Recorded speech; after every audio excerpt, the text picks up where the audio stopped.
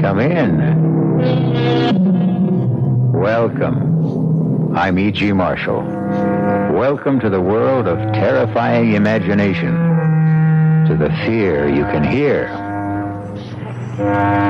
For the 4 centuries before Christ, a remarkable combination of priests and monarchs established one of the most astonishing cultures in the world.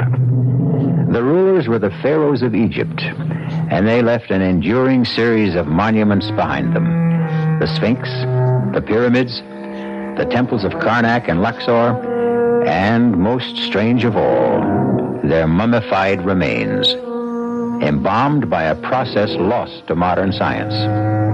This is the story of one such mummy, and the eternal curse she left to be visited on any violator of her tomb.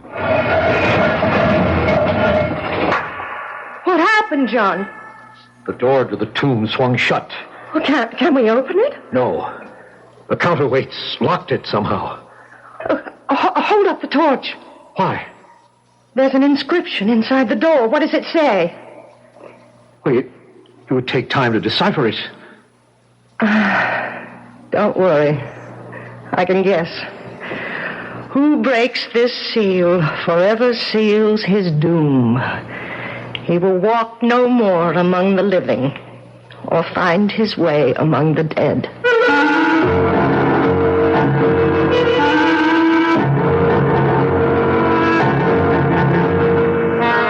Our mystery drama, The Pharaoh's Curse, was written especially for the Mystery Theater by Ian Martin and stars Kim Hunter. It is sponsored in part by the Kellogg Company, makers of Kellogg's Special K cereal, and by Anheuser-Busch Incorporated, brewers of Budweiser.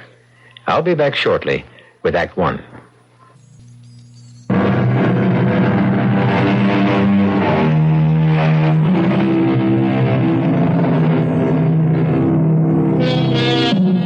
(1924), 50 years ago, belongs to another world.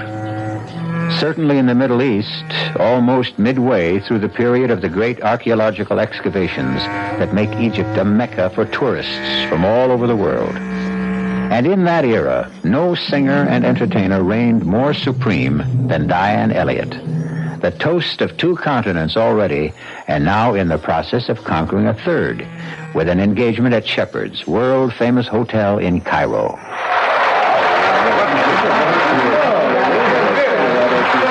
You will sing again, Miss Elliot? No, really. 5 encores is enough. Never enough with you. Asking for anyone is already too much. Of course, you must be tired. I know, but I don't want the audience to be. If you'll excuse me. Would you excuse me first? There is an old friend of mine here tonight who would very much like to meet you. Could I presume to ask if you would join him as he asked for a drink at his table? Who is this friend of yours? Sir Geoffrey Lanscombe. The famous archaeologist? He's still alive? I mean, well, he must He's quite old, but most active. Would you ask him to give me 10 minutes and then come back to my dressing room?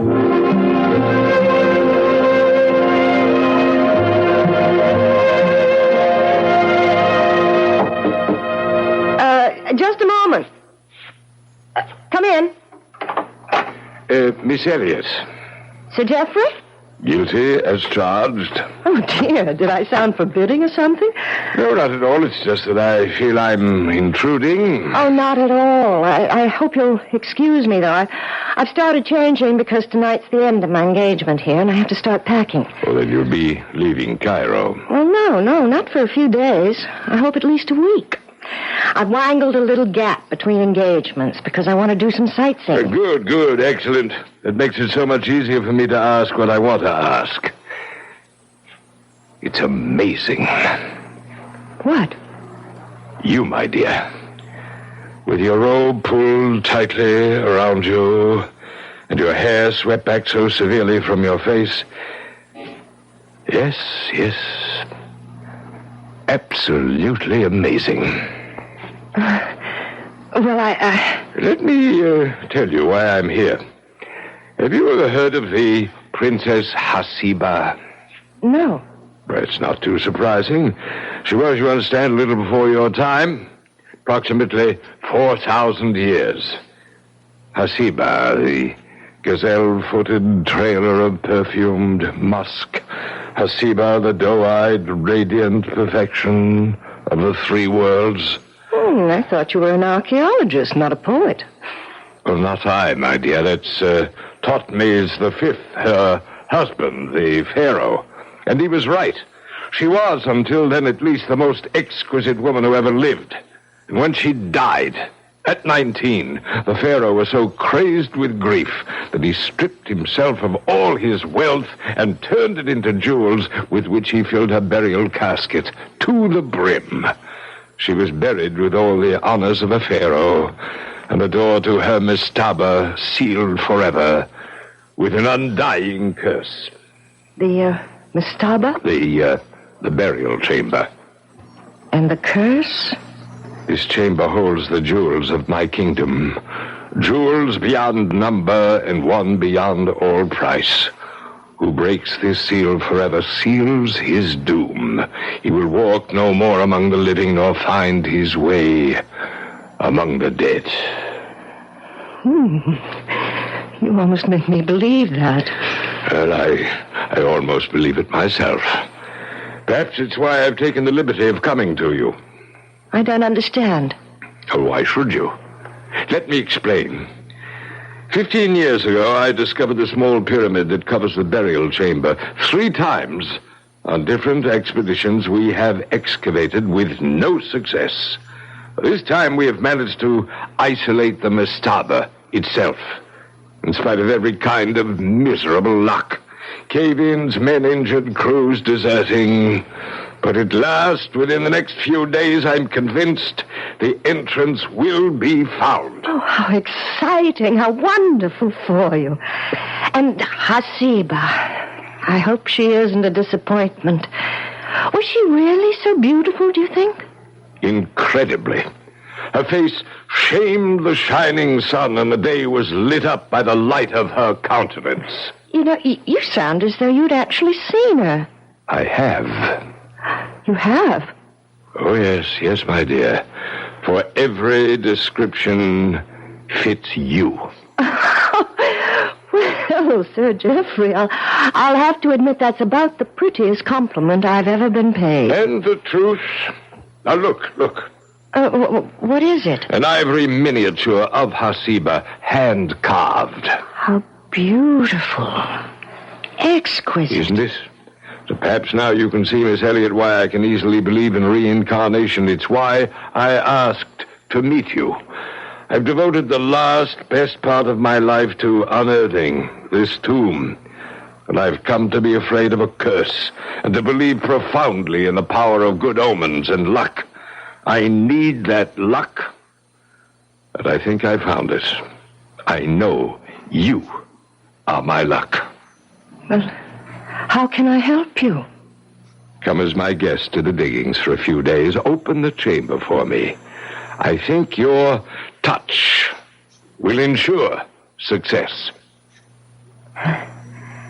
Out of so many, that's the greatest compliment of all. How can I refuse?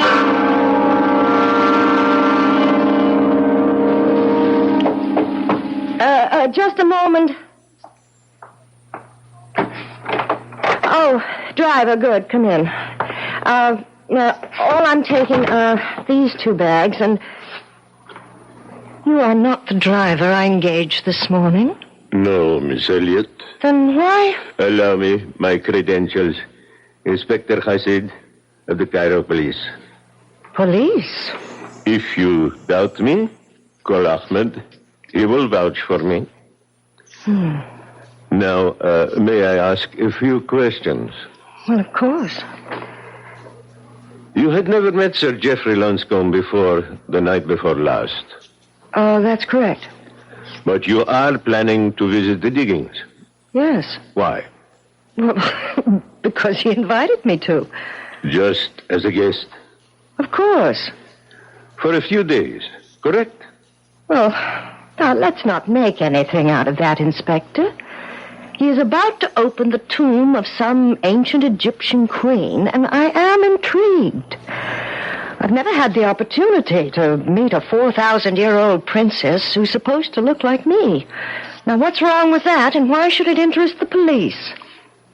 This thing is difficult.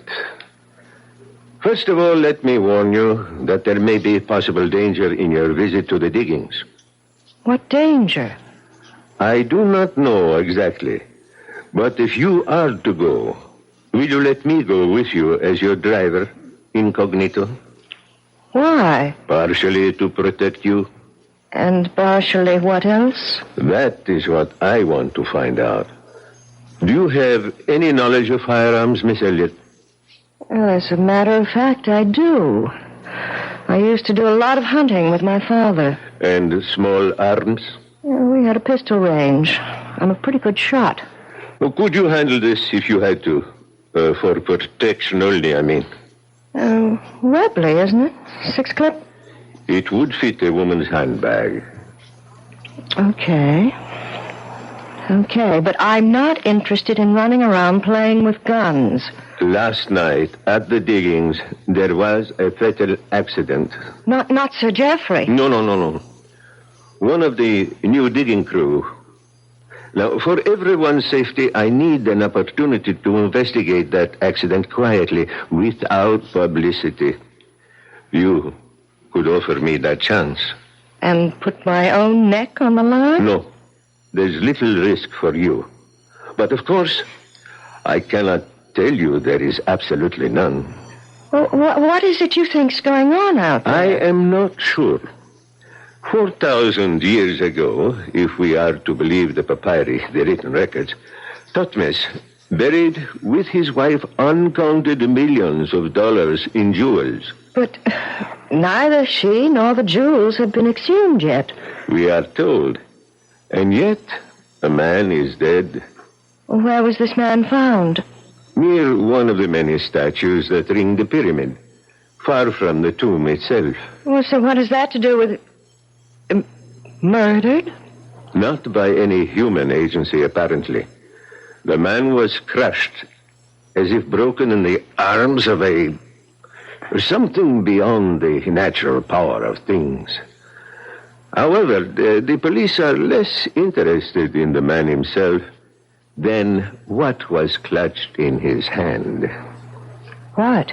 I've been selected to investigate this matter quietly and anonymously. Will you let me go with you?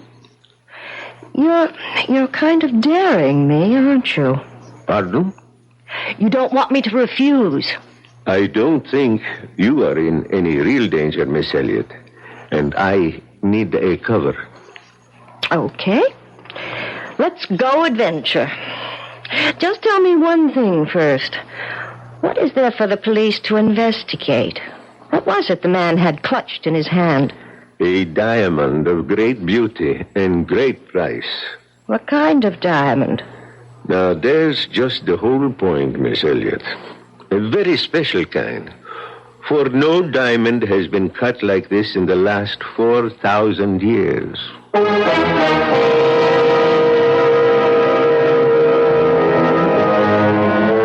A tomb sealed fast for 4,000 years, where a princess lies in a coffin filled to the brim with precious stones of incalculable value. Could this diamond be from a tomb as yet uncovered, or was it some random discovery? And if it were, what inhuman agency, with a power beyond all human scope, mangled and destroyed the unfortunate man who found the strangely cut diamond? I'll return in a few moments with Act Two.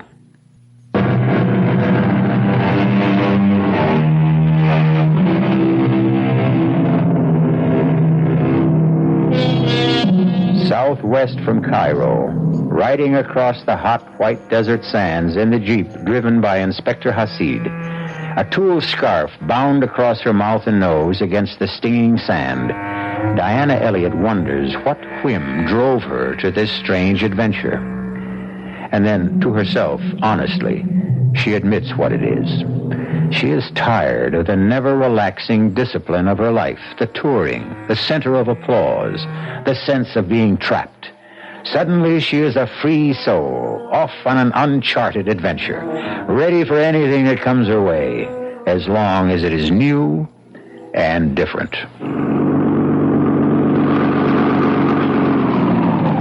Miss Elliot. Oh, you know me? Yes, and you more than live up to what I've heard. Can I give you a hand down? Oh, thank you. That's more than a hand. Both.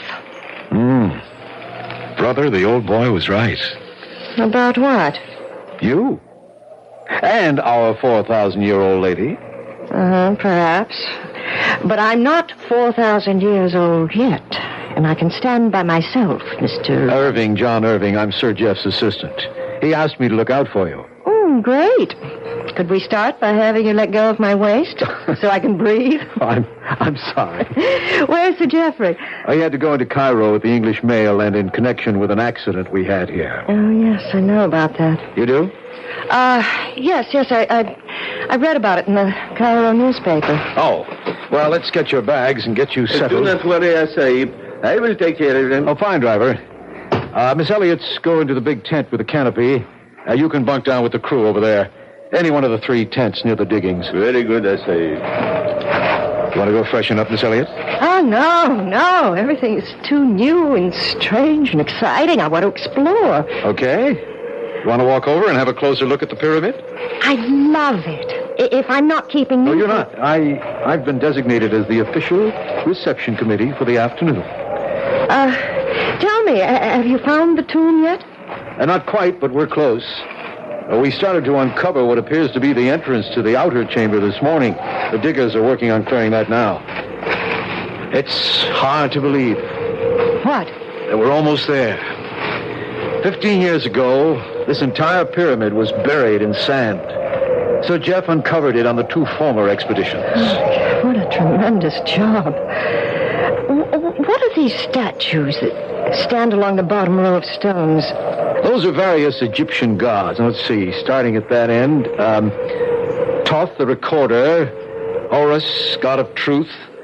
Mot, goddess of justice. And Osiris, the king father himself. 2, 3, 4, 5. Hey, you missed one. This one in the middle. Oh, I'm sorry, so I did. I can't blame you. He's so ugly. That brutal, snarling face. What does he represent? That's Anubis, the jackal-faced god.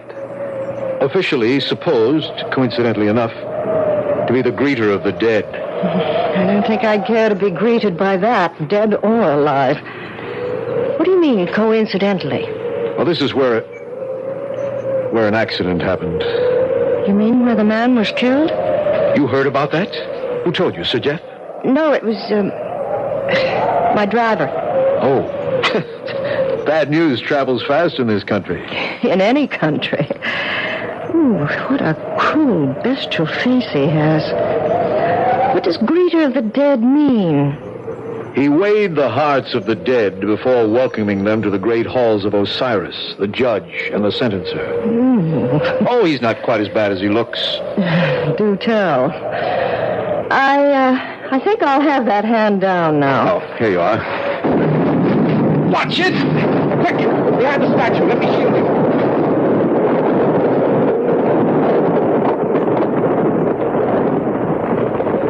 You all right, Diane? I'm all right, Mr. Irving. Couldn't we make it John? I called you Diane. So you did. It just slipped out. Did it scare you? If you mean the explosion, of course it did. Dynamite. What was the dynamite for, John? That's just what Sir Jeff's going to want to know. He's going to be hopping mad when he gets back. Damn that Sargon. Who's Sargon? Our esteemed Egyptian colleague and so-called archaeologist who's been gumming up this expedition ever since it started. Gumming it up? Yeah, he resents all outsiders who come here on what he considers his territory. Well, you can't blame him, I suppose. It's his country. But just the same, the guy's pretty hard to take. For some reason, he wants that tomb to remain sealed. With that dynamite he set off, maybe he's just gotten his wish. Now, come on. I'll see you back to your tent so I can go find out just what damage has been done.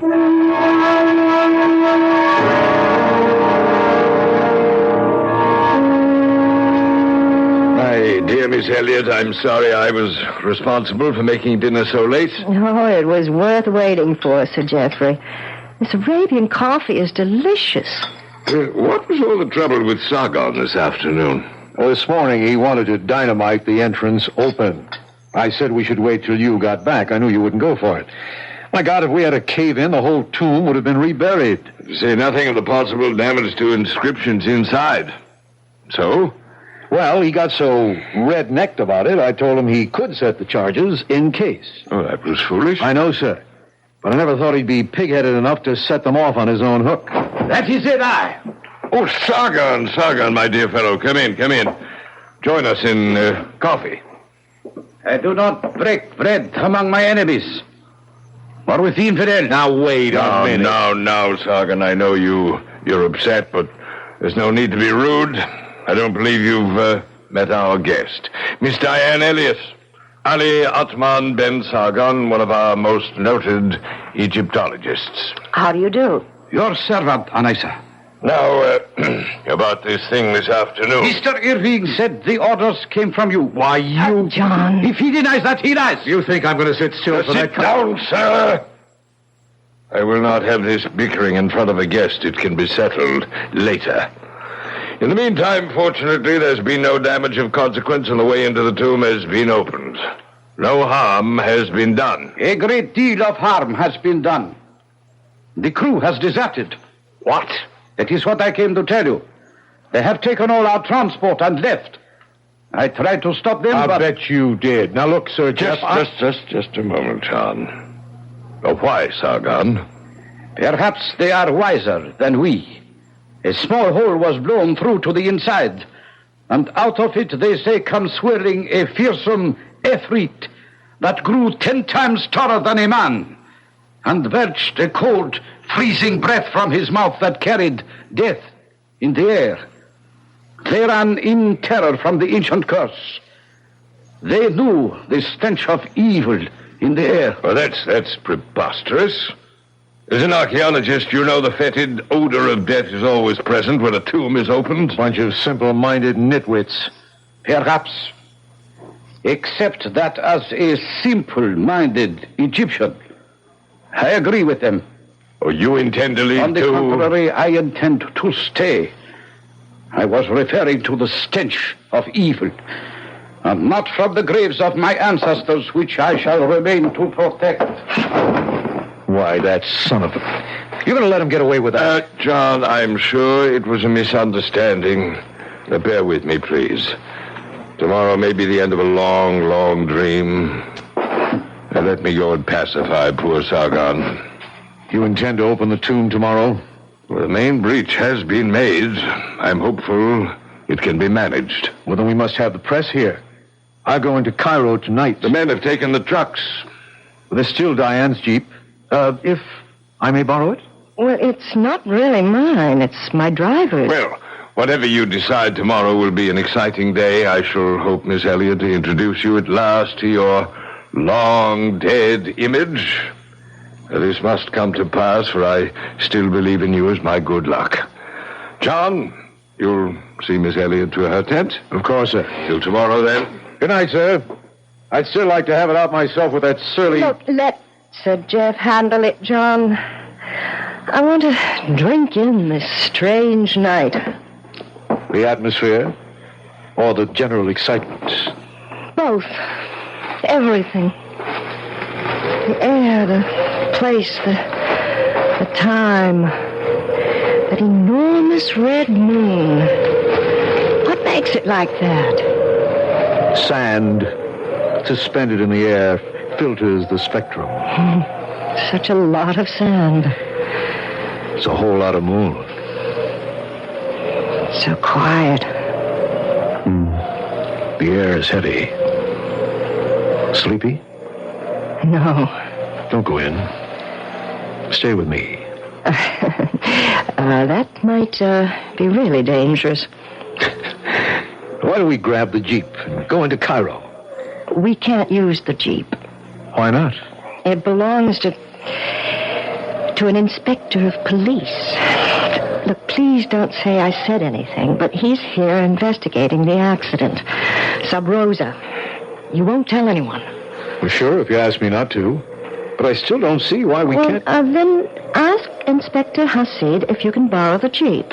But I won't go with you. I'm too tired and too excited looking forward to tomorrow. And funny how heavy the air seems. I can imagine why those men felt a dark weight, almost like death in the air. I'll be glad to see you tomorrow. Good night, John. Good night, Diane.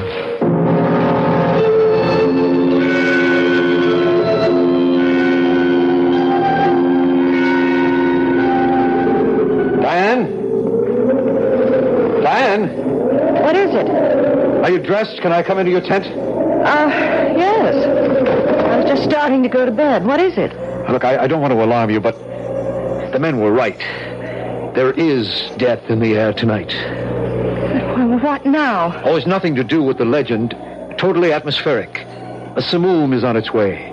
We must race it back to Cairo. But the tomb... The tomb can wait, as it has waited for centuries. Oh, but there won't be room in the Jeep for all of us. Only you and I are going. And the others? Sir Jeff and Sargon won't leave the tomb. Inspector Hasid won't leave Sargon and remains to protect Sir Jeff. What does that mean? Sargon is not to be trusted. Sir Jeff and the inspector know that. But if we have to run for safety, what about them? Well, they'll be safe in the excavation. It's like a tornado cellar. That's just what this blow will be like anyways. So why can't we hole up with them? We could, if you think you can spare the time. What's that mean? A simoom. It could blow itself out in 6 or 7 hours or 6 or 7 days. Now, can you spare the time? Oh, of course not. I'm due in Paris in 3 days.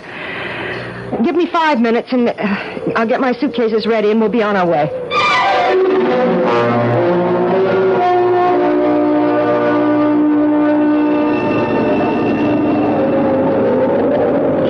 It's getting worse, isn't it? How far to Cairo? We're not even nearly halfway. Can you see? What's to see but sand, sand, and more sand? John, what's that? Ahead. Damn, it's the twister itself. Double right around on us. What are you doing? We can't hit into it. It would suck us right up into the land of Oz or the Arabian Nights. We've got to run for cover. Where? Back to the diggings, the only shelter. Just hold your seat and hope we can outrun it. Supposing we can't. Maybe this is one archaeologist who doesn't live in the past and is very interested in the future. Right here and now, we've got to hang on to the present.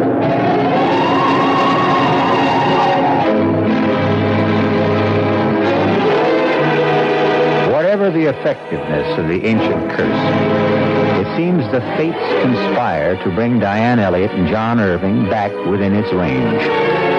And if the 4,000-year sleep of the delectable Hasiba is to be disturbed at last, on whom will the curse fall for disturbing it? On the men who planned and made it possible?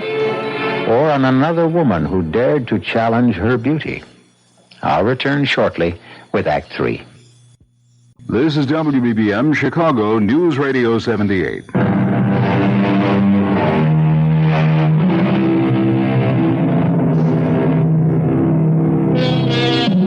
In the outer chamber, shielded from the wild gust and the roar of the simoon raging outside, Sir Geoffrey and Sargon have isolated and almost cleared the door to the mastaba itself.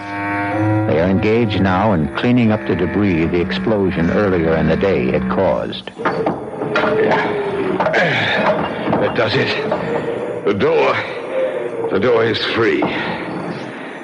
15 years, and the moment is here at last. I am about to enter the tomb of Hasiba. My countrymen have waited 4,000. Come, Sargon, let for God's sake not it. This minute. What is it? There's someone coming. The dead are a reason. But it would be silly. It's from the outside. Oh, it's Miss Elliot. The bad penny and companion. Turning up again. Well, what happened? Couldn't make it, sir. We just beat that old twister back here to safety. Turned around on us. Just the two of you? Yes. What happened to your driver? We understood he stayed with you. We have not seen him. We thought he stayed with you. Oh, he probably took off with the rest of the crew. Are you all right, Miss Elliot? Yes, Well, then let's forget the elements, the momentary inconveniences and everything but the incredible, the marvelous, the unbelievable moment that lies ahead of us. We're about to enter the tomb of Hasiba. But the storm... The storm will blow itself out. We are lighting candles to illuminate centuries of the past. Come, John, Sargon, help me push open the door. I do not care to see the tomb opened. I am not surprised. Inspector Hasid. Yes, Miss Elliot. Inspector? Yes, Ali Atman Ben Sargon. Inspector Hasid, with a very sore head where someone knocked me out, to deny me the sight of the tomb and its contents. By all means, let us open the door. I am not asking but commanding with this gun. Let's go, Sargon.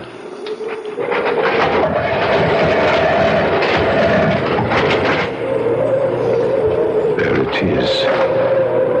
Beyond that black aperture lies Hasiba, wrapped in her blanket of jewels. Who shall be first to enter? The right is mine. The right is Sir Jeffrey's. Don't make me use my gun. This is a moment I dread as much as I desire. Who knows what lies in that dark cave? The tomb may have been rifled centuries ago. Its artifacts destroyed, the very catafalque itself vandalized. The curse was never idle. And then suddenly I am too old and afraid to enter. Diane, I brought you here as my luck. Will you risk it and enter first? If you wish me to. I wish it with all my heart. John, take the torch and light her in. Yes, sir. Careful, Diane. Easy. What is there to fear? Who knows? The dead resent intruders. Well, I only hope that... Oh! What is it? A stone beneath my feet. Look out, What happened, John? The door to the tomb swung shut. Well, can we open it? No. The counterweights locked it somehow. Hold up the torch. Why? There's an inscription inside the door. What does it say? But it would take time to decipher it. Don't worry, I can guess. He who breaks this seal forever seals his doom. He will walk no more among the living, or find his way among the dead.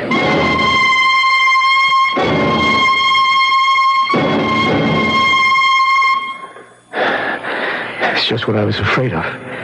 Hopeless. The door can't be budged. What happened? The stone you stepped on, designed to trip the counterbalancing rocks and lock them. To get the door open now, they'll have to blast. So that was Tothman's ancient curse. It's pretty effective. Look, hold up the torch, John. Is that better? Yes. It's not a very large chamber. No. In the center there, is that... Yeah. That's the catafalque. Hasiba. Can we look? Why not? Poor little princess. Poor little rich girl. So young. Can we open the sarcophagus? I don't know. Somewhere there should be... Well, let's see. Here. It's too heavy. As far as I dare slide it. Such a big coffin for such a little girl, but... Oh, but she is lovely. The face is only a death mask. Where are the jewels, John? The jewels that filled the casket to the brim. That's right. Evidently, old Thothmes regretted his generous impulse and sneaked in later and pinched his fabulous fortune. How? I don't know. What's the matter with the torch? I'm afraid it's going out. Well, can't we light it again? No. Lack of oxygen. We've got to get out of here. Haven't you any idea how? The catafalque itself. Let's have a look. But how? Where? It's just a simple box. Except here, at the foot of it. Carved in bas-relief. Oh, wait. Let me hold the torch close. Yeah, that's better. What is it? That face. The god you showed me outside the pyramid. With the jackal face. What's his name? Anubis. Greeter of the dead. But he has another name. The opener of the ways. Diane, maybe this is it. Press it. Try it. Yes. The opener of the ways. Oh. Smell that, Diane. Fresh air. Look at the torch light up. And there are steps beneath. We're free. I wonder, John. I wonder.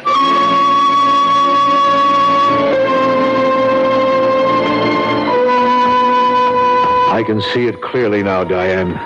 Sargon, he's been plundering the tomb. That was the reason for all the delays he caused. He had to have time to get rid of the jewels. And now, unless we escape somehow, he's safe. Inspector Hasid won't let him go. We might as well have all the cards on the table. When I stumbled into you entering the chamber, it was because Sargon pushed the inspector against me and grabbed the gun. You can be sure Sir Geoffrey and Hasid are both dead by now. And Sargon is on his way to freedom with the jewels. Well, then it's up to us to stop him. How? What's the matter? A blank wall. This looks like the end of the road. It does, at that. How do we get out of this? That's all up to you, John. What does that mean? It's not very difficult to figure out. You know just where to put your hand to move this rock. Don't you, John? I? Why should I? Because you've been here so often before. You know? I think so. And what I don't know, I can guess. You found this secret entrance some time ago. And you stole the jewels, didn't you? You've been the one that's been delaying things while you tried to figure out some way to get away with them. My Jeep with me as cover was the perfect way out, if it hadn't been for the sandstorm. All right. I admit it. Which leaves you with two choices. Which are? Stay here or come with me. Diane, I am more than a little in love with you, and I promise you there's a fortune packed in your Jeep that could make us able to live like Thothmes and his queen Hasiba. In your luggage, it could easily be smuggled out of the country. Half of it, all of it's yours, if you share it with me. And if I don't? I'll have to take my chances alone, which includes, unfortunately, leaving you shut in here where you can't blow the whistle on me. Two choices, What else? This. What? A gun? Where did you get that? From the inspector. And don't think I don't know how to use it. Are you ready to open the door now? Suppose I just refused. The torch is beginning to burn low again. That means we're running out of oxygen, doesn't it? Okay. You win. Here, catch it. What? I hope I didn't hurt you. But I had to get the gun. What are you going to do? Oh, nothing violent. That really isn't my nature. Just leave you here. With any luck, they'll break through in time and find you. Goodbye, Diane. You can't. Oh, now please don't move. I'll leave you the torch when I go. Damn Simo, Mr. Rangy. You'll never get through it. I'll have to take my chances. It's all I have left. Now move back. I'm sorry. Sorry for everything except the jewels. If you could only see them. Well, here goes.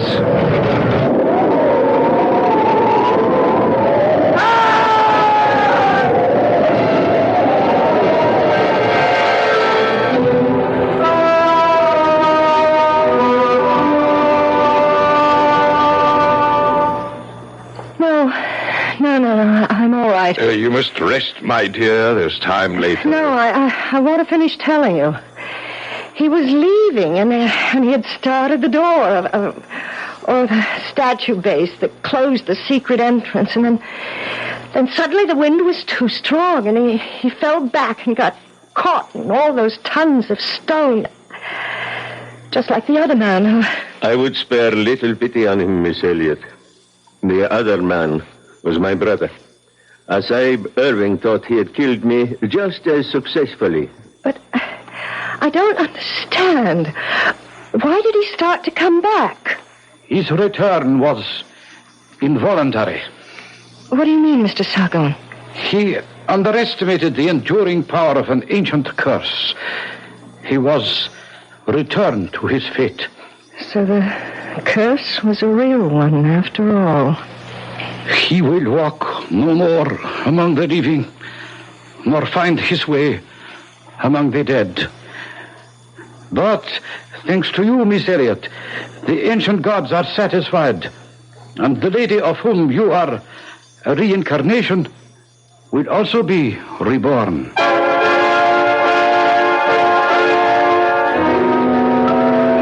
Hasiba, the gazelle-footed, trailer of perfumed musk. Hasiba, the doe-eyed, radiant perfection of the three worlds. Why shouldn't she be reborn? I'm in favor of it. What man wouldn't be? I'll be back shortly.